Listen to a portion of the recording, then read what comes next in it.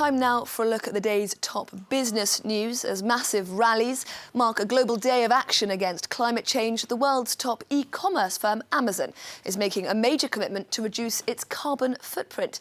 Well, Brian Quinn is here from the France 24 business desk to tell us more. Brian. Haxi, Amazon CEO Jeff Bezos says his company will no longer be middle of the road when it comes to climate policies. He announced Thursday that Amazon will go fully carbon neutral by 2040, 10 years ahead of schedule.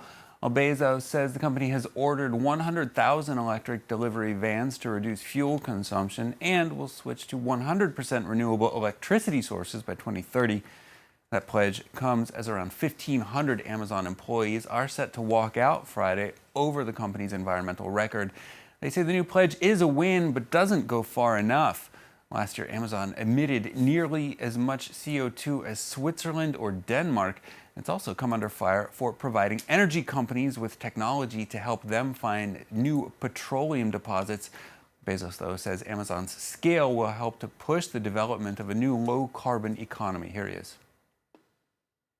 As this economy develops and people get serious about being carbon zero through real changes to their real business activities, that is going to be a gigantic signal to the marketplace to start inventing, developing these new technologies that these global companies will need to be able to meet this commitment. Next, outgoing International Monetary Fund chief Christine Lagarde is getting set to take over as head of the European Central Bank. She says she plans to stick to the mandate of a central banker in her new role, focusing on stability and job creation in the Eurozone. As the Organization for Economic Cooperation and Development issues its most dire economic outlook since 2008, Lagarde says governments haven't done enough to fix chronic problems like inequality. She says that while the world economy is under threat from trade wars and Brexit, hope is not lost. Here's Lagarde. Whether you look at trade relationships, whether you look at Brexit, whether you look at the technological threats from countries to countries, those things are man-made and can be man-fixed. A bit of woman wouldn't hurt. And checking in on the markets now, Asian indexes making some slight gains Friday as Chinese and American negotiators start lower-level trade talks in Washington amid some pessimism for progress there in their trade war.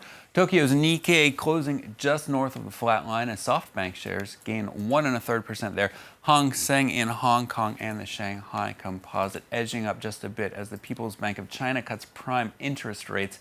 Kospian Seoul up 0.5% just ahead of the closing bell there. Well, speaking of trade wars, France's finance minister says Europe is ready to impose retaliatory tariffs on U.S. goods if the Trump administration makes good on its threat to slap import duties on billions of dollars of EU imports. It's all part of a 15-year battle over state subsidies to transatlantic aviation rivals Airbus and Boeing. Naomi Lloyd explains. The latest in a long-running trade dispute between Washington and Brussels, both accusing each other of giving illegal subsidies to their respective plane makers Airbus and Boeing. As the EU braces itself for probable US trade tariffs, France's finance minister has warned that the EU would impose them in return. If our American friends persist in not wanting an amicable solution and impose sanctions on Europe, well, Europe won't have any other choice than to react. The tit-for-tat legal battle between Airbus and Boeing has been running now for 15 years. In May, the World Trade Organization ruled that Europe had illegally subsidized Airbus, hurting US competitor Boeing. Donald Trump is threatening sanctions on $11 billion of EU imports. The WTO is expected to set the final sum the US can impose on Europe before the end of September.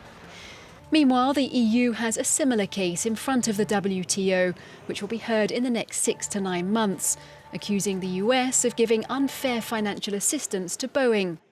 Brussels wants tariffs on $12 billion of US imports as punishment. The EU urged the US this week to make a deal to end the standoff, but for now, no agreement between the two is in sight.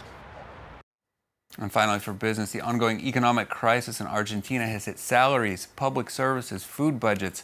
With inflation nearing 50%, the country is now seeing some deflation in its romantic life. Sales of condoms are drooping, down 8% compared to last year, as their prices soared by over 1/3. Sales of birth control pills falling as well, as much as 20% in recent months.